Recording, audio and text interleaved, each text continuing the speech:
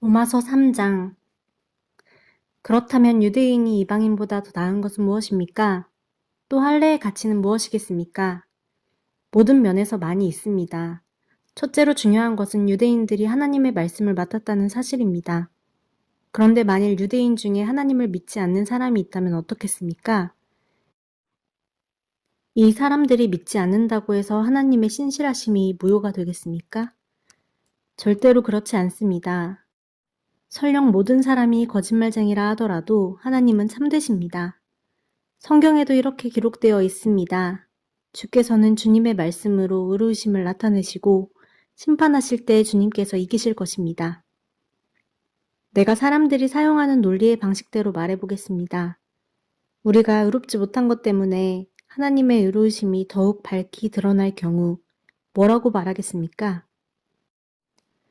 우리에게 진노를 내리시는 하나님을 의롭지 못하다고 하겠습니까? 결코 그럴 수 없습니다. 하나님께서 의롭지 못하시다면 어떻게 하나님께서 세상을 심판하시겠습니까? 사람들 중에는 내가 거짓말을 하여 그 때문에 하나님의 참되심이 드러난다면 오히려 하나님께 영광이 되는데 왜 내가 죄인 취급을 받아야 하는가? 라고 우기는 사람도 있을 것입니다.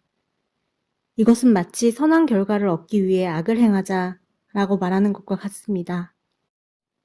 사람들은 우리가 그렇게 가르친다고 우리에 대해 비난을 하고 다닙니다. 그러나 그런 사람들은 정죄를 받아 마땅합니다. 그렇다면 과연 우리 유대인들에게 이방인들보다 나은 것이 있습니까?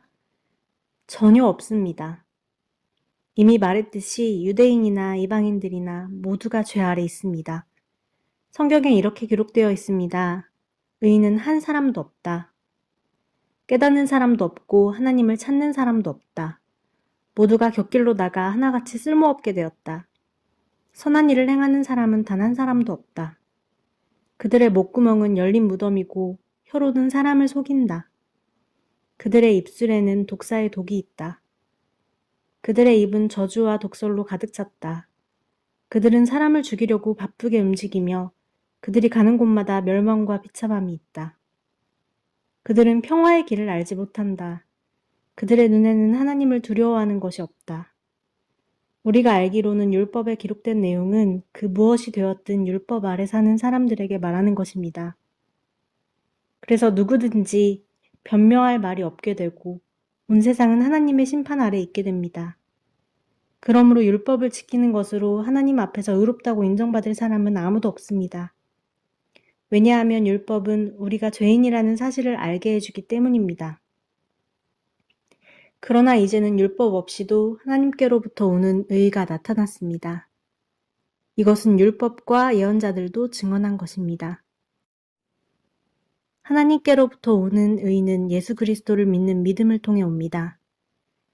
이 의의는 믿는 사람이라면 누구에게나 주어지는 것이며 사람을 차별하지 않습니다. 모든 사람이 죄를 지어 하나님의 영광에 이를 수 없게 되었습니다. 그런 사람이 그리스도 예수께서 주시는 속죄를 통해 하나님의 은혜로 의롭다는 판단을 받습니다. 그것은 하나님께서 거저 주시는 선물입니다. 하나님께서 예수님을 화목제물로 내어주셨으며 누구든지 예수님의 피를 믿음으로 죄를 용서받게 됩니다. 하나님은 이전에 살았던 사람들이 지은 죄에 대해 오래 참으심으로 심판하지 않으셨습니다. 이렇게 하여 하나님께서는 그분의 의로우심을 보이셨습니다.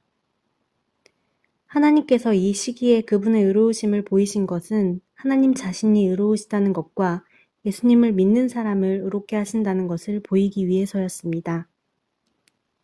그렇다면 사람이 자랑할 것이 어디 있겠습니까? 자랑할 것이라고는 하나도 없습니다. 어떠한 법으로 사람이 의롭게 됩니까? 율법을 지키는 데서 오는 것입니까? 이런 것과는 상관이 없습니다.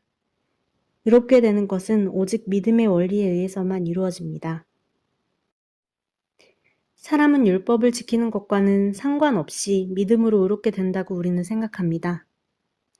하나님은 유대인들만의 하나님이십니까? 이방인들의 하나님은 되지 않습니까? 하나님은 이방인들의 하나님도 되십니다.